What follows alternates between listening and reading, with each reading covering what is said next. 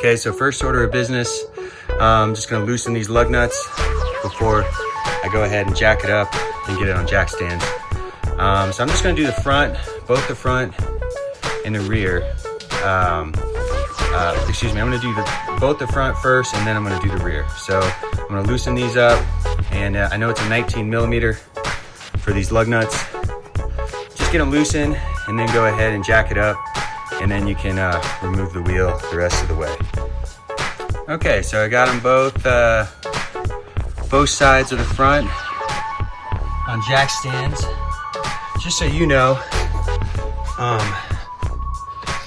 did use one of these, and I lifted it on the jack trolley or whatever on this piece. That's where I was able to get, I don't know, it was most effective at lifting it. And then I just put the jack stand right there. So that's what's worked out for me, and I'm using 4-ton jack stands. So anyway, like I was saying, got the wheel off, and now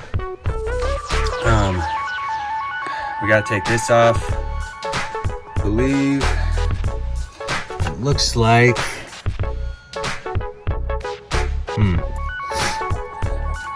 so here are the pads, and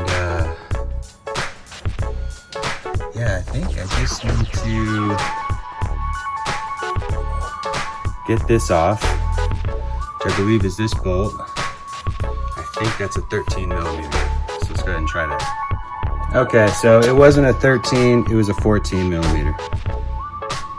So I got it.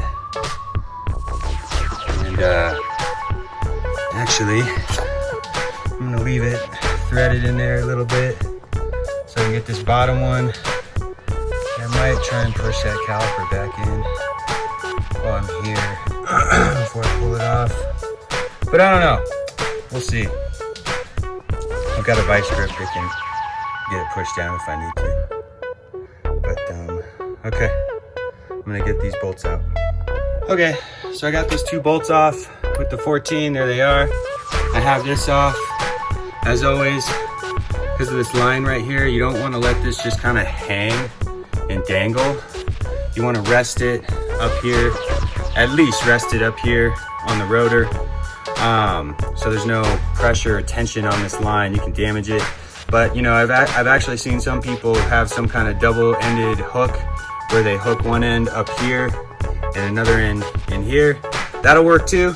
Whatever you want to do, just don't get any tension on this, kind of hang it right there. So here are the pads, so these should just pop right out, and I'm gonna go get the new ones and put those in. Okay, sorry, I should have shown you, but these pads, it was sitting in here like this, and you just pop them right out. So this was that side, this was the back side, man. I mean, it's gone. It's just gone. So it needed to be changed. This piece right here, this little metal bracket thing, this is the one that was on right here. You just pop it off, and you get new ones with the pads. You just want to pop it back in, and it just kind of clicks in, okay? And they come in here. This is what I got from my mother-in-law, just up at AutoZone, man. Duralast Gold. This is like middle of the road. I think you get a lifetime warranty on these, so not a bad deal. So anyway, and you got one of these brackets down here, and you got another one right here, and they just pop out like that. So that's how that one was. So you just want to try and match it. And let's see.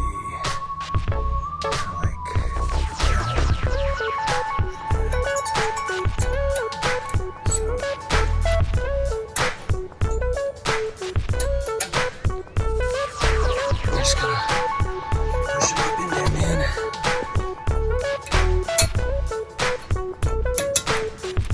So you hear them click. Sorry for my poor camera work. Doing this with one hand by myself.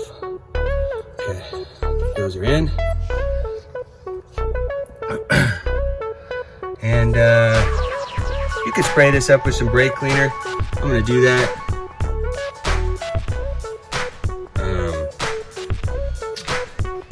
should be good, man. All right, get you in a little bit. Okay, so got this back on. Forgive me, I can't remember what this is called. If you know what it is, drop it in the comments. But I got this back on. There are the new pads. I got these bolts in. Just one thing to note, just to be careful when you're putting this back on, you want to make sure these don't get scrunched up. You know, and it's probably not a bad idea to put some like silicone on it, which I don't have right now, but if you have it, throw it on there. So now I'm just gonna tighten these up. Should be good on this one, and then I'll do the other front. All right, y'all, so I got the front done. Now I'm gonna do the back. So same thing, loosen these lug nuts, 19 millimeter, and then raise it up, put it on jack stands. Then we start on this side. Yeah, same thing, then we'll just lift it up. And I'll show you, hopefully I don't forget, to show you how to push that caliper back once you have it off the pads. So anyway, let's get to it. All right, y'all. So I'm back here. I'm on the rear driver's side brake, and for some reason, man, this is one of the reasons I can't really stand working on Jeeps or Chrysler, Dodge. It's like, here it is. Here's that top bolt, and you can't remove it because of that brake line right next to it. I try to point to it, but I don't have a finger loose. So you can't remove it. So what I had to do is there's this guy, which is connected to 2 bolts right there. I just removed those, and I was able to get this piece out for the inner brake pad, and then I was able to slide this up here and pop out this outer brake pad. So a little different, a little weird, but you know, that's Jeep for you. So anyway, I'm gonna go ahead and get these new brake pads on. I have the new one for the inner. Here's the outer. I'll go ahead and slide it on, and hopefully this strap keeps moving along. So here's something you can do if you need to move that caliper bracket or caliper, whatever, just push it back. This part right here where my thumb is, you can get this vice grip and basically screw it back into place. Push it back. So it'll push it back for you, and that's just one technique you can use. Okay, so this is what I'm talking about. So see these 2 bolts? You're supposed to get off. This is the rear brakes again, passenger side. You're supposed to get these off. This one comes off no problem, but this one, you can see this brake line is stopping it. You can't get it out. So what I'm doing, I'm loosening this one, and then there's one right here that I'm loosening, and I'll take those out, and it'll allow me to pull this out and get the inner and the outer brake pad. Okay, and these ones in here are also a 14 millimeter. So just a heads up.